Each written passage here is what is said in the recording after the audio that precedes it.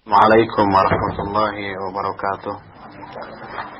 Alhamdulillahilladzi hadana li hadza wa ma kunna linahtadiya laula an hadana Allah. Wa asyhadu an la ilaha illallah wahdahu la syarika lah wa asyhadu anna Muhammadan abduhu wa rasuluh. Allahumma shalli ala Muhammad wa ala ali Muhammad kama shallaita ala ali Ibrahim wa barik ala Muhammad wa ala ali Muhammad kama barakta ala ali Ibrahim innaka Hamidum Majid. Amma ba'd, fa inna asdaqal hadits kitabullah wa khairul hadi hadi Muhammadin sallallahu alaihi wasallam wa syarrul umuri muhdatsatuha wa kullu muhdatsatin bid'ah wa kullu bid'atin dhalalah wa kullu dhalalatin finnar. Ayuhal ikhwah, kita akan lanjutkan kembali pembahasan kitab Salas Suyuf yang pada hari Ahad yang lalu pembahasan kita sudah sampai kepada pasal yang ketiga tentang wujubu ittiba'is salafis salih fi fahmid din wa asbabi dzalik, tentang wajibnya mengikuti salafus saleh di dalam memahami ad-din dan sebab-sebab tentang hal itu. Kemarin kita sudah kutipkan beberapa hujjah baik dari ayat-ayat Al-Quran, hadis Rasulullah SAW yang sahihah, ataupun penjelasan dari para a'immah, para ulama yang menjelaskan tentang wajibnya memahami Islam dengan mengikuti pemahaman salafus saleh. Kita akan melanjutkan penjelasan ini dengan mengutip apa yang dijelaskan oleh Syekhul Islam Ibn Taimiyah ketika beliau menjelaskan tentang wajibnya mengikuti madhab salaf. Kata beliau, wa ma ahsanu ma ja'an Abdul Aziz bin Abdullah bin Abi Salamah annahu qala alaika biluzumis sunnah fa innaha laka biidnillahi ismah fa inna sunnata innama ju'ilat liyustanna biha wa yuqtasar 'alaiha wa innama sannaha man qad 'alima ma fi khilafiha min az-zalal wal khata' wal hamaq wat ta'amuq farda li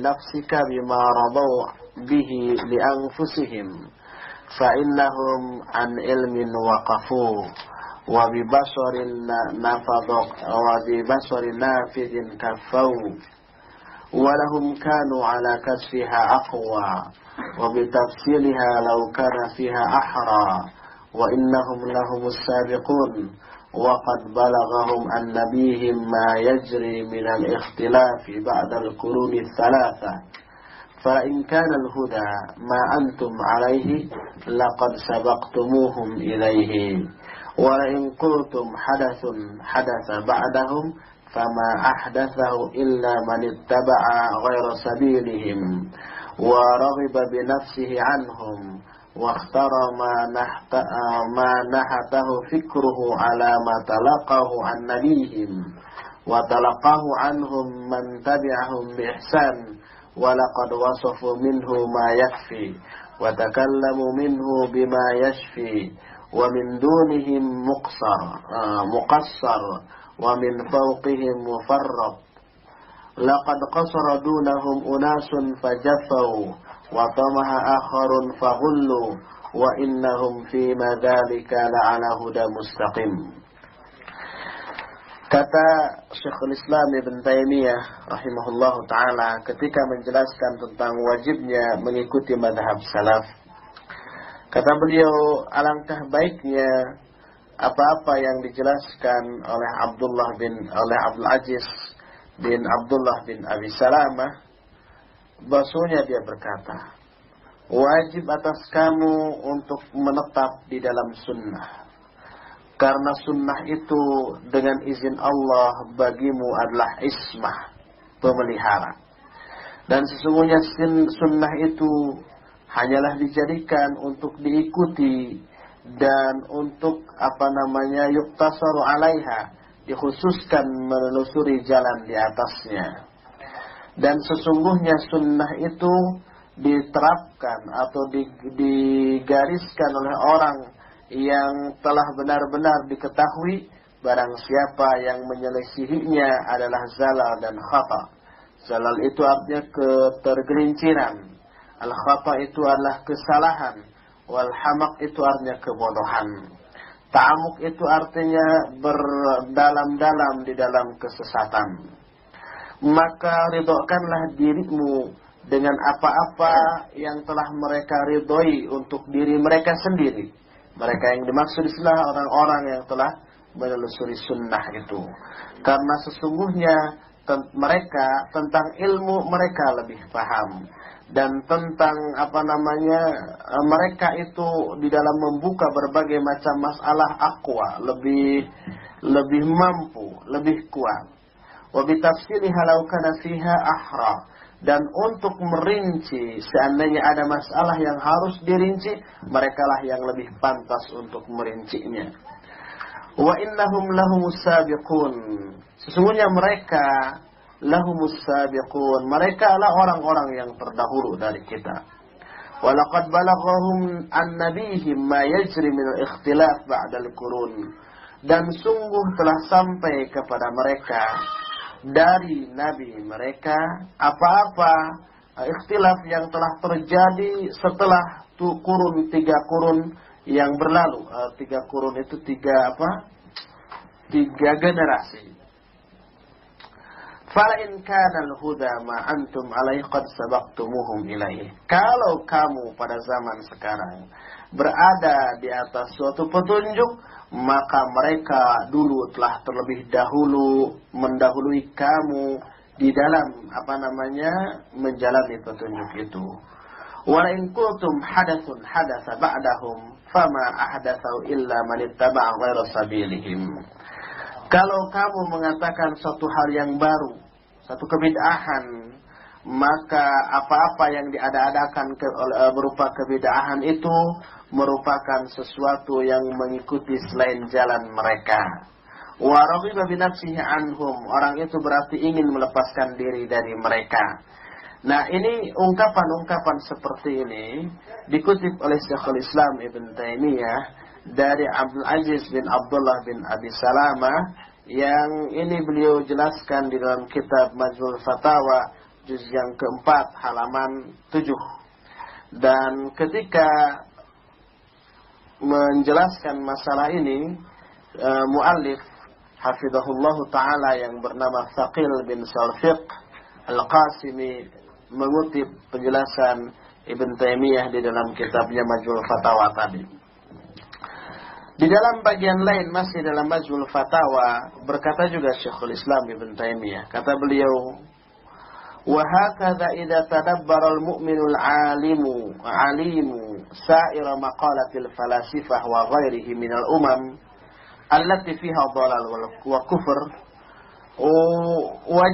wujida al-Qur'an was sunnah kashifan li ahwalihim mubayyinan li haqqihim mumayyizani baina haqqi dhalika wa batilih was-sahabatu kanu a'lamul khalqi bidzalik kama kanu aqwamul khalqi bi jihadil kuffari wal munafiqin kama qala fihim Abdullah bin Mas'ud radhiyallahu an man kana minkum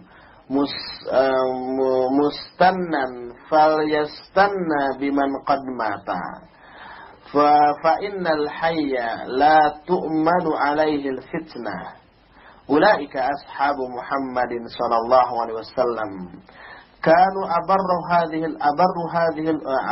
hadhihi al-ummati quluban wa a'maqaha ilman wa aqallaha takallufan qaumun ikhtarahumullahu li suhbati nabiyhi wa iqamati dinihi fa'arafu lahum haqqahum wa tamassaku bihadihim fa innahum kanu 'ala al-huda al-mustaqim fa akhbaru anhum bikamali birril qulub ma kamali amqil al-ilmi wa hadha qalilun minal mutaakhirin. Kata Syekhul Islam Ibn Taimiyah, demikianlah apabila seorang mukmin yang alim memperhatikan semua pendapat kaum filosof, atau kaum-kaum lainnya yang di dalamnya terdapat kesesatan dan kekufuran, dia akan mendapatkan bahwa Al-Quran dan Sunnah telah membuka keadaan orang-orang yang sesat seperti itu, telah menjelaskan tentang kondisi mereka, dan telah membedakan antara yang hak dan yang batilnya. Dan para sahabat dahulu mereka adalah sealim-alim, seorang yang paling tahu tentang masalah itu, sebagaimana mereka juga orang yang paling gigih di dalam memerangi orang kafir dan orang munafik. Sebagaimana Abdullah bin Mas'ud menjelaskan tentang para sahabat, kata Abdullah bin Mas'ud, barang siapa di antara kamu yang ingin mengikuti sunnah, maka ikutilah sunnah orang yang sudah mati. Karena sesungguhnya orang yang masih hidup tidak akan aman dari fitnah. Yang dimaksud orang yang sudah mati itu adalah para sahabat Nabi Muhammad SAW, sedangkan yang masih hidup saat itu di zaman tabi'in. Para sahabat adalah orang yang paling baik hatinya, yang paling dalam ilmunya, dan paling sedikit keluhannya. Mereka lah suatu kaum yang dipilih oleh Allah untuk menjadi sahabat nabinya dan menegakkan dinnya.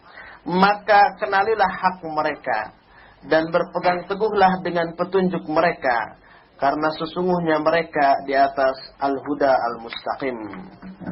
Al-huda al-mustaqim itu artinya petunjuk yang lurus.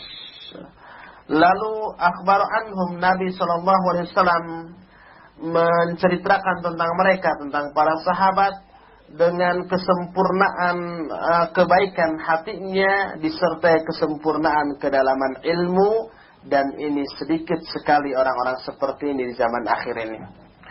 Lalu kata Ibn Taymiyah, fadallal kitabu was sunnah ala anna Allah yu'ti atba'a hadzal rasul min fadlih ma lam yu'tihi li ahli al-kitabaini qablahum.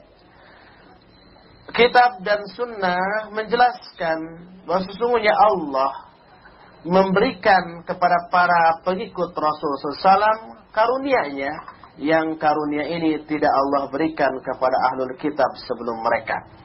Lalu masih kata Ibn Taymiyah, wa minal ma'lum anna ahlal hadis was sunnah akhassu bir rasul wa atba'ihim, falahum min fadlillahi wa takhsisihi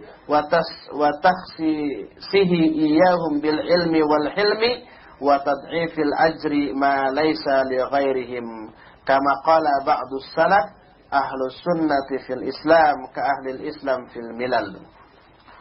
Kata Syekhul Islam Ibn Taymiyah, satu hal yang sudah kita ketahui, bahwa ahlul hadis dan ahlus sunnah, mereka orang-orang yang mengkhususkan diri untuk mengikuti Rasul Sallallahu Alaihi Wasallam.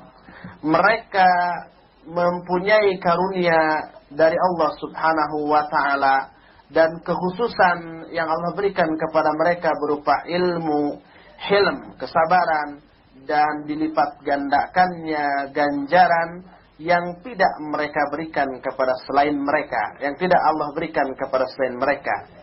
Sebagaimana sebagian sahabat atau ahlus sunnah menyatakan, ahlus sunnati fil islam ka ahlil islam fil milal. Ahlus sunnah di dalam di tengah-tengah umat Islam tak ubahnya seperti umat Islam di tengah-tengah pemeluk agama yang lainnya. Ini dijelaskan oleh Syekhul Islam Ibn Taymiyah dalam Majmu'ul Fatawa juz yang keempat halaman 137 sampai 140. Kata mu'allif wa li akhina asy-Syaikh Al-Fadil Salim Al-Hilali, mabhatun fi majalatil asalah fi hadzal bab biunwan limadza al-manhajus salafi. Saudara kami yaitu Syekh Al-Fadil Salim Al-Hilali mempunyai satu artikel di dalam majalah Al-Asalah dalam bab ini, dan diberi judul Limadza al-manhaju as-salafi, kenapa harus bermanhaj salafi, dan artikelnya pernah kita bahas ya. ketika di Al-Furqan. Sebelum kita membahas ini, kita membahas dulu artikel susunan yang ditulis oleh Syekh Salim Al-Hilali dalam majalah Al-Asalah dengan judul Limadha Al-Manhajus Salafi. Kenapa harus bermanhaj salafi? Qad ajada wa afada fih. Jazahullahu khairan. Famimma qala la budda likulli muslimin yarumun najatal musla wa yarnu ila al-hayatil fudla wal fawzu fil ula wal ukhra min fahmi kitabillahi wa sunnati Rasulullah sallallahu alaihi wasallam as-sahihah bi fahmi khairin nas min as-sahabah wat tabi'in wa man iqtada bihim bi ihsan ila yaumiddin li'annahu la yatasawwara fikrun wa fahmun wa manhajun as-sahhu wa aqwamu min fahmi salafis salih wa manhajihim li'annahu la yasluha akhiru hadhihi al-ummah illa bima saluha alaihi awwaluha wa inna istiqra'a al-adillah kitaban wa sunnatan wa ijma'an wa qiyasan la yastanbitu minhum wujuba fahmil kitabi was sunnah fi dha'i manhajis salafis salih li'annahu al-fahmul mujma'u ala sihhatihi ala tawalil qurun. Kata muallif jazahullahu khaira, mudah-mudahan Allah memberikan balasan kepadanya, kepada Syekh Salim Al-Hilali dengan kebaikan. Di antara hal yang dijelaskan oleh Syekh Salim Al-Hilali dalam Limadha Al-Manhajus Salafi, beliau berkata, mau tidak mau, setiap muslim harus berupaya untuk meraih keselamatan yang tinggi, mencapai kehidupan yang utama dan keberuntungan di dunia dan akhirat dengan di dalam memahami kitab dan sunnah Rasul SAW yang sahih dengan pemahaman sebaik-baik manusia, yaitu mereka dari kalangan sahabat dan tabi'in dan orang-orang yang mengikuti mereka dengan kebaikan sampai hari kiamat. Karena sesungguhnya tidaklah tersirat dalam satu pikiran pun, atau satu pemahaman pun, atau satu manhaj pun yang lebih benar dan lebih tegak, lebih bisa dipertanggungjawabkan daripada pemahaman salafus saleh dan manhaj mereka.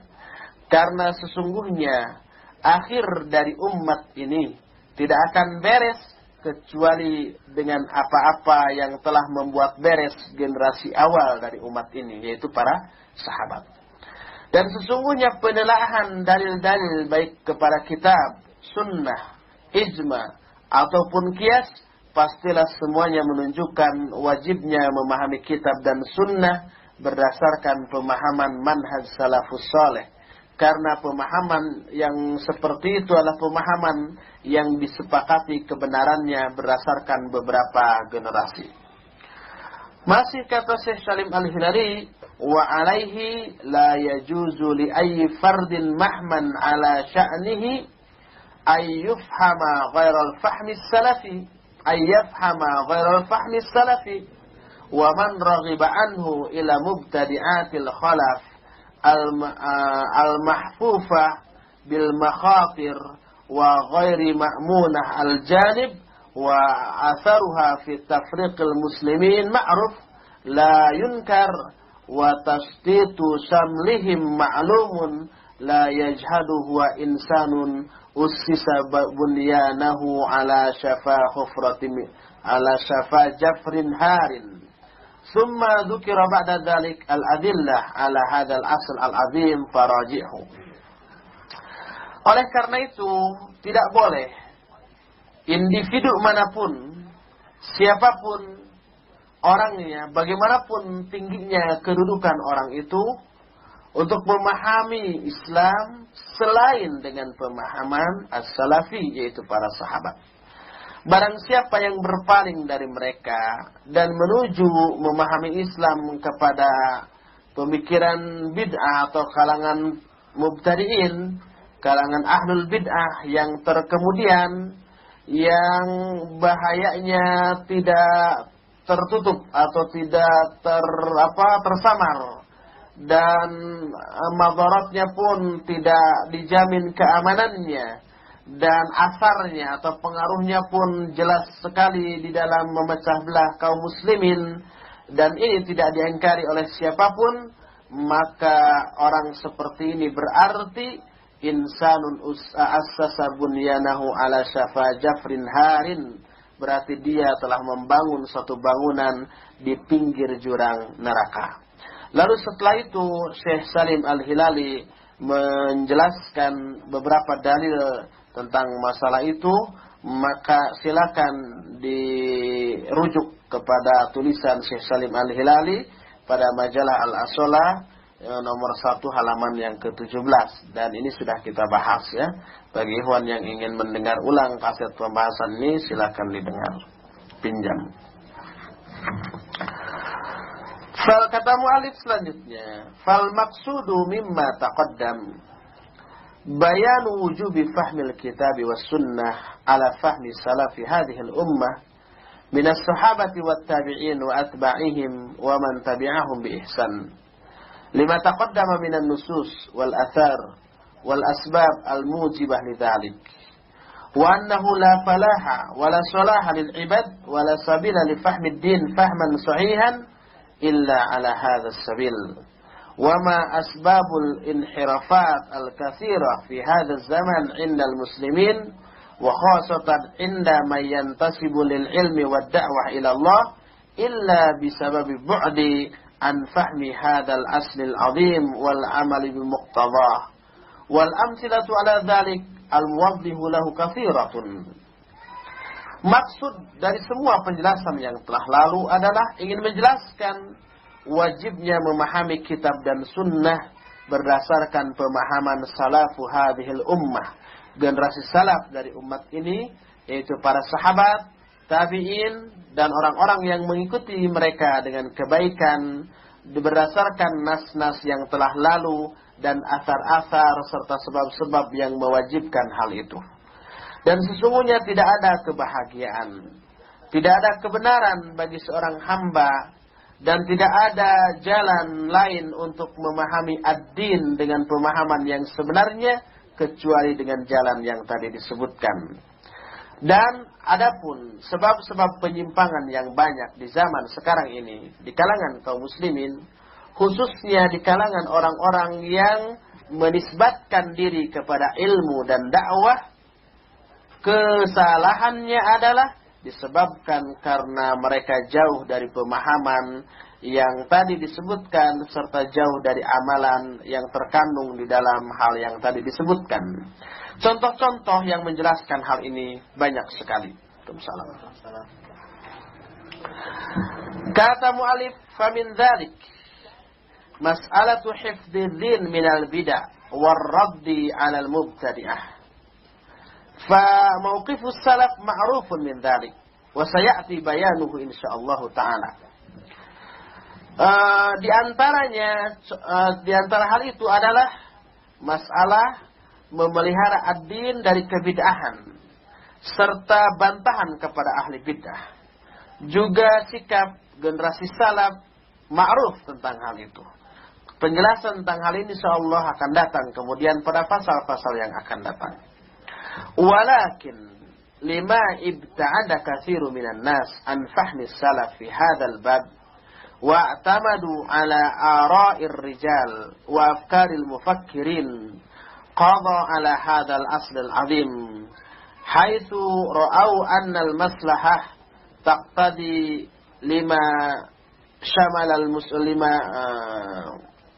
al-muslimin wal wuquf saffan wahidan ضد أعداء الإسلام فقال نجتمع فيما اتفقنا عليه ويعذر بعضنا بعضا فيما اختلفنا فيه وبذلك كثرة البدع ومجد المبتدعة ورفع من شأنهم وجعلوا قوادا للجيل وزعماء وقدوة لهم والله المستعان.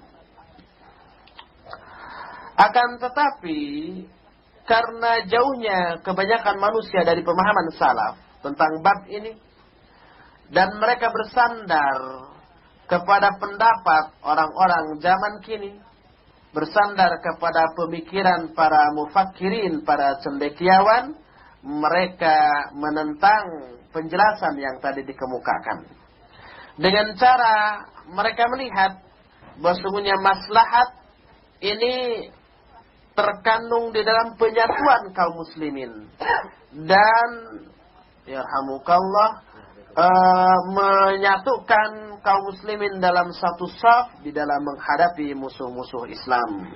Lalu mereka berkata, kita berkumpul atau kita sepakat, kita berkumpul dalam hal-hal yang kita sepakati, dan kita saling toleransi dalam hal-hal yang kita tidak sepakati.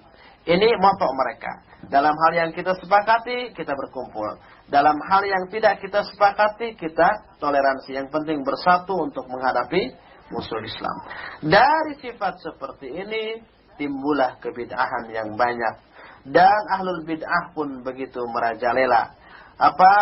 Kemuliaan mereka diangkat setinggi-tingginya di hadapan manusia. Mereka dijadikan sebagai qawadan, sebagai ikutan untuk generasi muda yang sekarang, sebagai pemimpin dan sebagai panutan bagi mereka. Wallahul musta'an. Dan Allah lah tempat meminta pertolongan. Ini waqi. Jadi dengan pemikiran untuk menyatukan kaum muslimin dalam satu saf, kita toleransi terhadap hal-hal yang kita ikhtilafkan, kemudian bersatu untuk menghadapi musuh-musuh Islam. Dari sini timbullah banyak kebid'ahan. Wallahu a'lam. Wa min dzalika aidan mas'alatul hakimiyah wal amru bil ma'ruf wan nahyu 'anil munkar. Masalah lain yang waqi sekarang adalah masalah al-hakimiyah dan masalah amar ma'ruf nahi munkar. Faqad al-hakimiyah itu artinya masalah kekuasaan, masalah yang berkaitan dengan masalah kenegaraan. Faqad salaka katsirum mimman yusammuna bil mufakkirin wa tabi'ahum afwajun minasy syabab fi hadzal zaman maslakal khawarij wal mu'tazilah fi hadzal bab. Fakarul hukam mutlaqan duna tafsil fil mas'alah.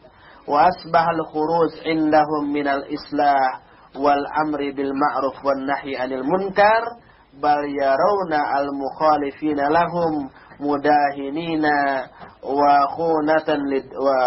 وخونة في الدين للدين فطعنوا في العلماء وهذا حال الخوارج.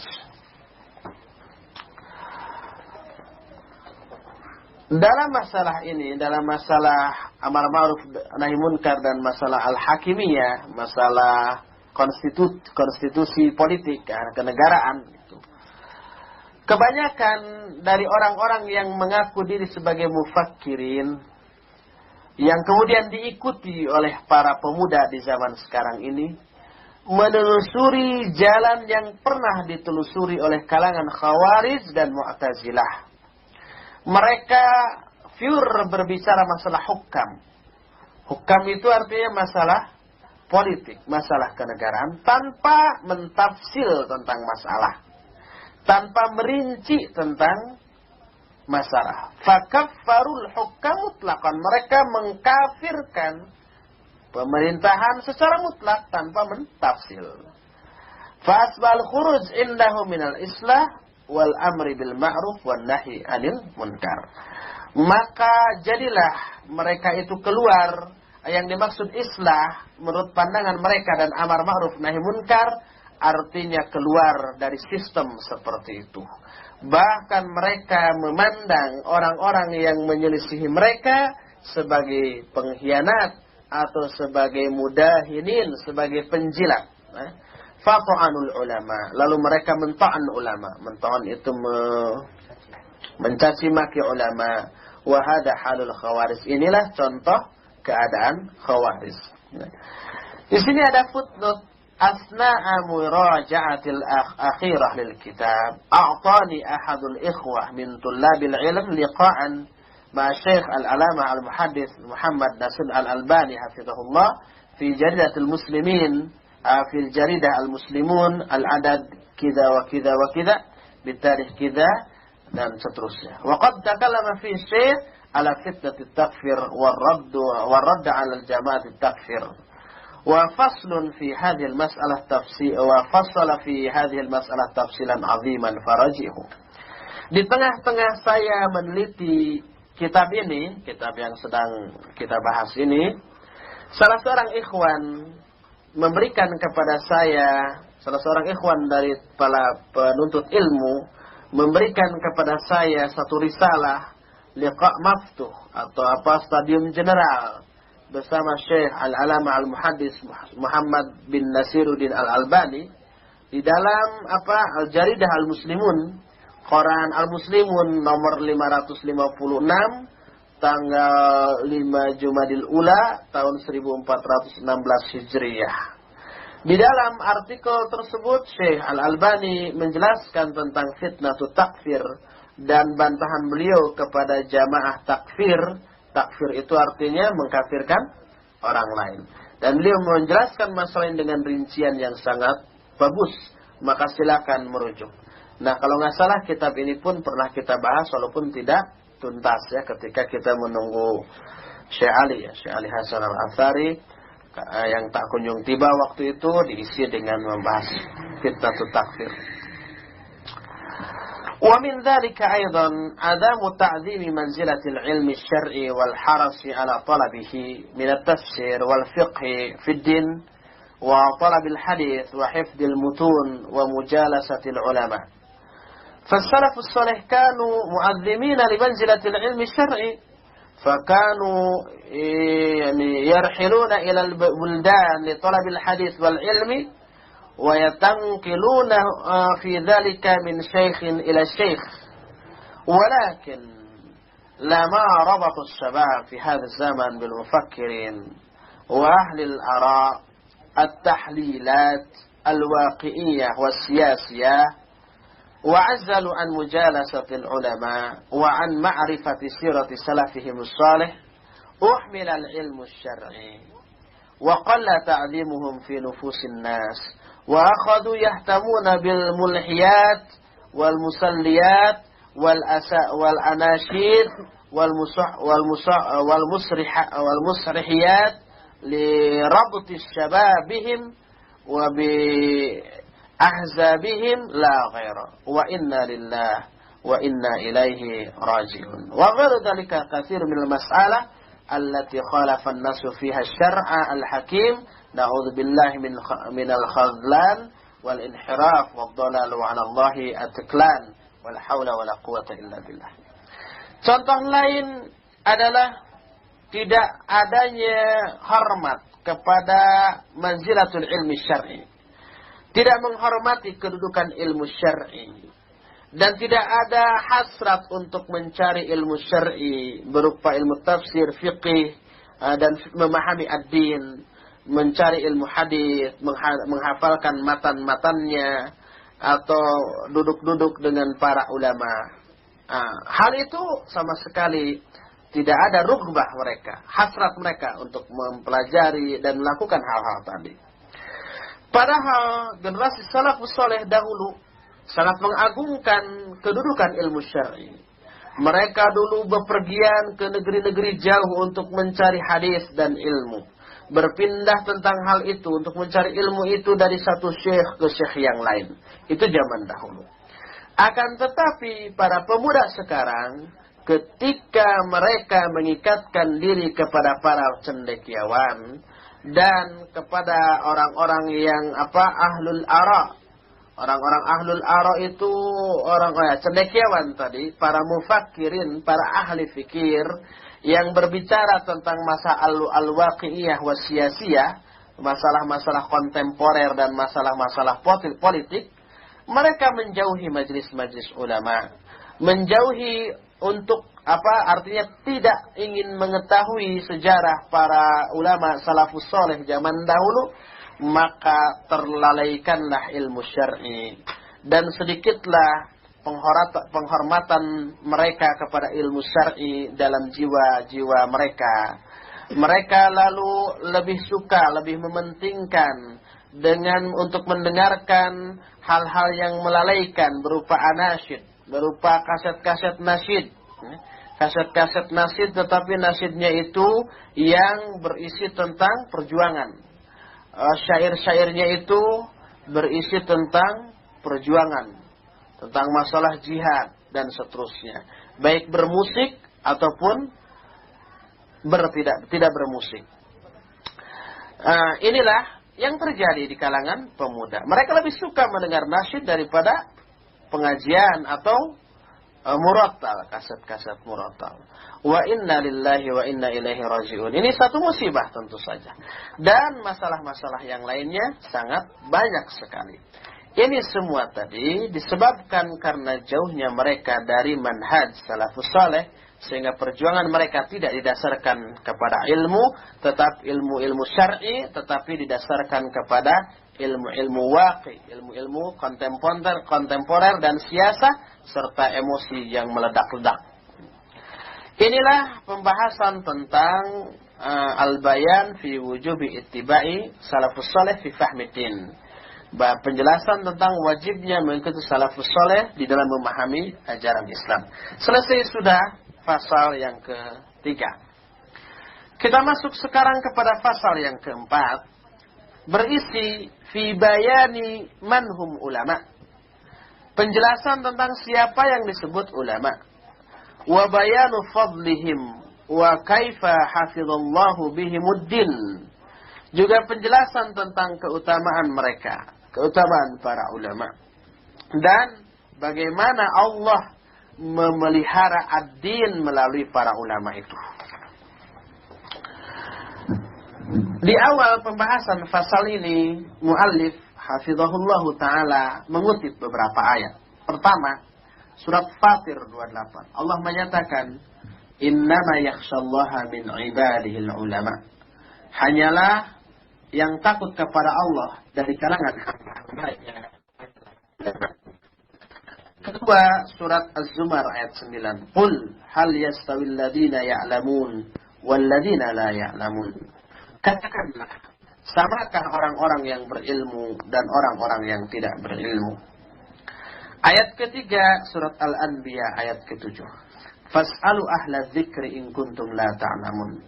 Bertanyalah kalian kepada ahlu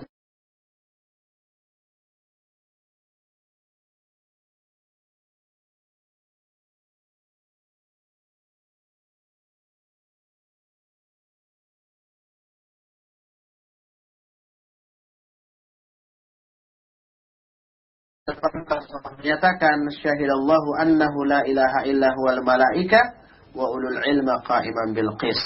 Ya. Allah